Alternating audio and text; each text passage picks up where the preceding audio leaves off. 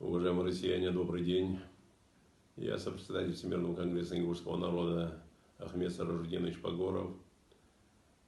Я бы хотел несколько слов сказать по передаче, которая вышла 1 июня по каналу «Россия-24», где говорилось об ОПГ в Республике Ингушетия, которая все здесь схватила, прихватила и т.д. и т.п.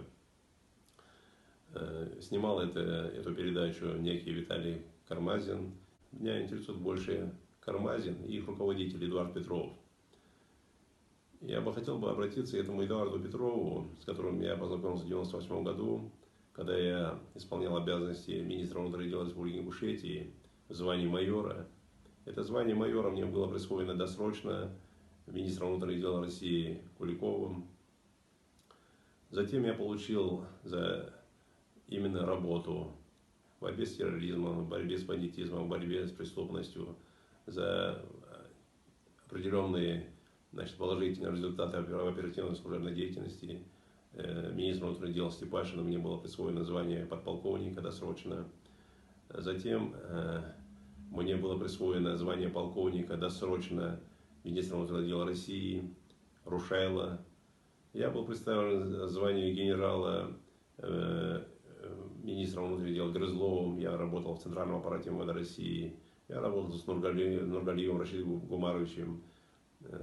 Эти личности, они меня хорошо знают, кто такой есть Погоров, и насколько я был, если я был коррумпирован, если я был где-то замечен в ОПГ или здесь прикрытием терроризма. Но я знаю цель этой группы, которая приехала в Ингушетию под руководством этого Кармазина и Эдуарда Петрова. И мы в течение 7-8 месяцев с октября прошлого года, 2018 года, мы говорим о коррупции органов власти Республики Ингушетии, о миллиардных хищениях, о миллиардных присвоениях. Но сегодня вы, товарищ Кармазин, и ваш руководитель Эдуард Петров, вы позволили себе приехать сюда, а уже Республика Ингушетия, народ Ингушетии знает, как вас сюда привело, что вас заманило сюда. И сегодня это руководство Республики Ингушетия, они уже в кулуарах и где-то уже обсуждают, что вам за это было уплачено, какие квартиры вы получили в Москве, какие дивиденды вы за это получили. У нас все на виду на Кавказе. Эдуард Петров, вы меня со мной познакомили в 1998 году, когда я исполнял обязанности министра. Мы с вами, если вы помните, вас еще никто не знал в России, когда вы на мне и на МВД Ингушетии, на сотрудниках, на действительно настоящих героев, вы сделали себе карьеру. Вы в 1998 году со мной лично, я исполнял обязанности министра, вы выезжали вдоль административной границы Республики Ингушетии и Северной Осетии, где мы с вами обнаруживали и выискивали мини-заводы по переработке нефти. Мы их расстреливали с гранатометов, и вы эту передачу красиво вынесли и передали под каналу НТВ. И вот после этого о вас узнали как об Эдуарде Петрове. Но вы позволили сегодня посягнуть на меня, посягнуть на мою честь, на мое достоинство, на членов моей семьи, на моих братьев, на мою супругу, на всех.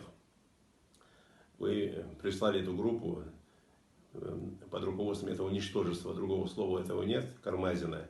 О вас сегодня говорят, что вас здесь привлекло, кто у вас был гидом.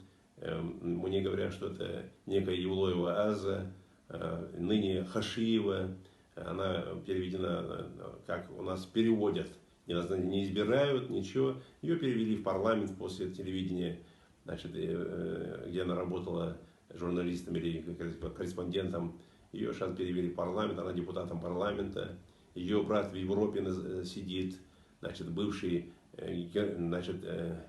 не знаю, со мной не работал, но он руководителем пресс-службы МВД, говорят, работал. Но вот эта семейка, я не знаю, но сегодня они хотят опорочить меня, моих близких, других настоящих героев Ингушетии, которые сегодня находятся в заточении, арестованы по несогласию подписанного соглашения в октябре и в сентябре прошлого года, 26 сентября, и утвердили законом 4 октября. Вот с этим мы не были согласны. О передаче наших территорий, 10% нашей территории Чеченской Республики. Вот с этим мы не согласны. А потому в марте текущего года нас спровоцировали. Значит, была попытка разгона нашего митинга, узаконенного митинга, законного митинга. Но провокацию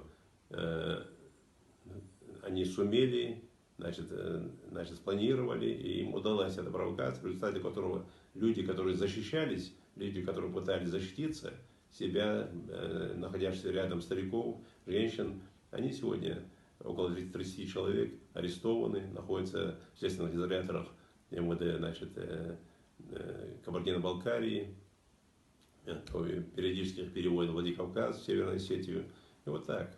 И вы сегодня, после тех наших выступлений, после наших разоблачений, с октября месяца я нахожусь здесь, я встречался с людьми, я знал, все знали, вся Ингушетия знала, весь ингушский народ знал о коррумпированной власти Республики Ингушетии во главе с Евкуровым.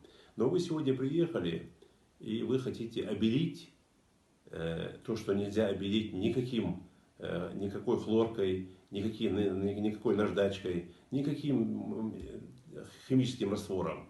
Вы хотите сегодня обелить своей передачей и то, что вы хотите выдать на, значит, зрителя российского. Но уже мы знаем, что вас тянуло, почему вы это сделали. Поэтому вы говорите о газовых заправках, а куда смотрела власть ингушская. Вы говорите о добыче, незаконной добыче нефти, куда смотрят все структуры евкуровской власти. Вы говорите там о некачественном бензине, куда смотрит вся ингушская власть и все структуры, которые здесь находятся. Это что? Я-то с 2003 года, 15 лет меня не было в Ингушетии. Вы приписываете мне, значит, какие-то торговые центры ковчеги. Я не для вас, Кармазин, и не для вас, Эдуард Петров, я говорю. Я просто говорю для российского зрителя, что стоя перед ингушским народом, а ингушский народ мы собирались до 100 тысяч человек на площади, стоять и говорить ингушам очень тяжело, когда ты запачкан чем-то, когда ты на Кавказе очень тяжело стоять перед публикой, тем более многотысячным народом. И вы мне хотите присвоить, а я ингушскому народу говорил, что в этой республике Ингушетия мне 6 соток земли не отводилось. А вы, Кармазин, вы говорите, что мне принадлежат какие-то площади в торговых центрах, что я где-то что-то обналичивал, то, что у меня нет, обналичить даже что-то. Вы говорите, что там моя супруга где-то, работая в больнице, где-то когда выписывала справки. Вы знаете, чьих рук это дело, эти дела, кто это делал, кто выдавал, кто продавал эти справки. Вы хорошо знаете. Но все, что мыслимо и немыслимо, то, что творится в Ингушетии этой властью, созданное, организованное преступное сообщество, это находится во власти. Мы об этом говорили, что это не власть ингушская, это власть коррумпированная, это власть лживая, она вся повязла в коррупции. Мы говорили конкретные факты о миллиардных присвоениях и хищениях. Но вы сегодня хотите повернуть все вспять и повернуть в нашу сторону. Не получится, Кармазин. Я не хочу вас называть товарищем. Вы подлец. Вы подлец и негодяй. Я не хочу с вами судиться. Я не хочу вас призывать на какие-то судебные органы. Вы не заслужите этого. Я бы поставил бы 1 копейку вам, если бы я отсудил бы даже. Я знаю, что я прав. Ингушский народ и вся Россия знает, что Россия-24 и ваша дежурная часть это подкупная. Я знаю, как вас подкупили. Весь народ уже знает. Потому что те, которые вас сопровождали, именно вас сопровождали в группе, они уже нам говорят, нашему народу говорят, что вы за это получили, и грош вам цена. Грош вам цена, если вы хотите нас где-то подвести, подставить, где-то что-то очернить, не получится. Вам не заткнуть нас. Мы говорили и будем говорить. Мы будем говорить о лживой власти, которая подрывает авторитет федеральной власти. Мы будем говорить о тех махинациях, возведенная в коррупцию. А что же вы, товарищ Кармазин, не пошли под тем стопам, которые я называл? Что же вы не захотели со мной встретиться? Я бы с вами встретился бы, я бы с вами прошелся бы, я за руку провел бы вас по тем местам нашей славы, где мы миллиарды закопали, где миллиарды присвоили, как мы строим для нашего народа, для наших жителей. Я бы вам много чего, на много, чтобы открыл бы глаза. Но нет, вы пришли, у вас была точно четкая задача, что вам нужно сделать и как вам. И вы хотите навязать это обществу российскому, поэтому вы потеряли доверие. Ваша дежурная часть программы, честно говоря, я смотрел ее всегда, но теперь я понял, как вы можете это делать и за что вы это можете делать. Поэтому от меня вам минус, я не знаю, что с вами, о чем вы с вами говорите.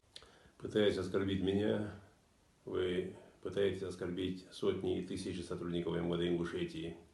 Вы оскорбили все чувства всего народа. Вы оскорбили меня, ветерана боевых действий. Через мое тело проходили автоматные пули. Я награжден указом президента Российской Федерации орденом мужества. Вы журналюга. Вы не журналист, вы просто жулье. Другого имени вам нет. Поэтому пусть народ России поставит вам оценку. Вы выполнили заказ, вы заказной журналист. С вами можно говорить на букве рубля, на букве доллара, ибо сегодняшняя власть, по-другому ингушская власть, региональная власть, она по-другому не умеет, она только на букве рубля и доллара. Вас не было видно здесь в течение 7-8 месяцев, когда мы говорили о миллиардах, но вы приехали тут как тут, появились, и вы все, что мы говорили, вы повернули вспять и против нас. Грош вам цена. Но я бы хотел Эдуарду Петрову еще раз напомнить, я тот же самый Погоров, который с вами, вам намного открывал глаза, вам дал путевку в жизнь, вы на мне и на МВД Ингушетии, и на Республике Ингушетии сделали карьеру себе. Но если вы, я понимаю, вас здесь не было, но вас сегодня называют, что вы за эту передачу получили квартиру в Москве. Ну, живите, живите. Всего доброго, Россия. До свидания.